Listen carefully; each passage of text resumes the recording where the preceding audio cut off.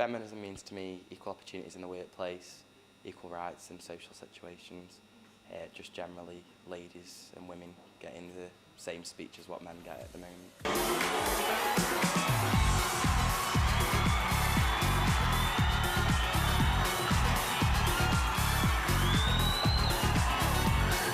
What has been the turning point for female empowerment in the last 20 years?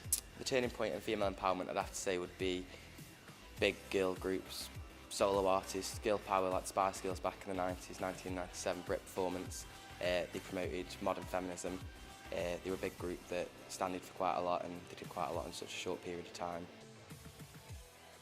I think at the end of the day with gender equality, it's pros and cons for both parties. Like, females get cheaper car insurance. Obviously in the workplace they are deemed a bit lower than men normally. People do abuse women that are driving generally because they say, oh, female drivers are not as good as men, should we say. It's just a roundabout. Women have got better rights in situations like maternity leave, where paternity leave is only 2 weeks. So it's like scales. There's got to be an equal balance for it, really.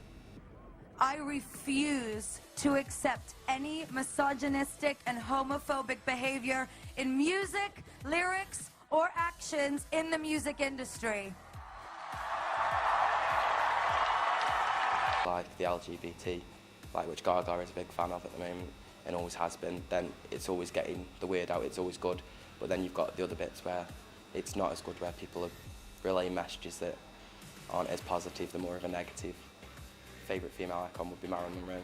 She did do a lot in the 50s, she was a Hollywood starlet, she was really famous, she did a lot of films, she had a lot of friends that were in power, like the president.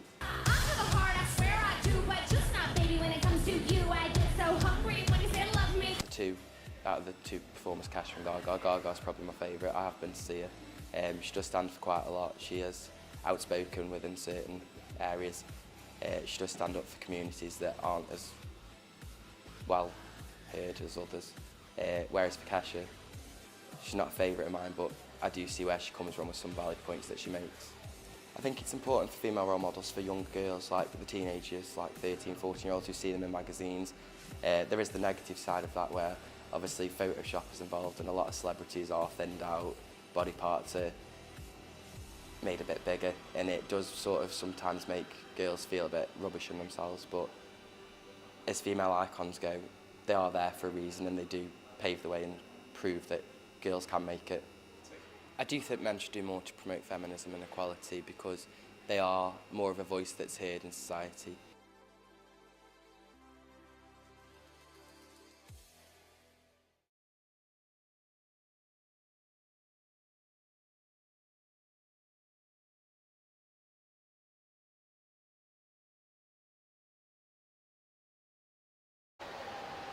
A new research project will allow 14 to 16-year-old students to start the school day later at 10 AM instead of 9 AM.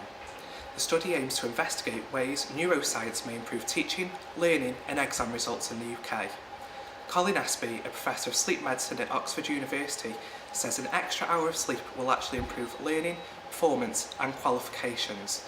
The pilot study was conducted in 2010 and showed that GCSE results at Monks Eton School vastly improved from 34% of students scoring A star to C grades to 53%. The conductor of the study, Dr. Paul Kelly, said, "I should have done it earlier. Nothing that I have ever done in my teaching made such a difference." If you have any opinions on this, please feel free to comment on our website, Facebook and Twitter. Back to you in the studio.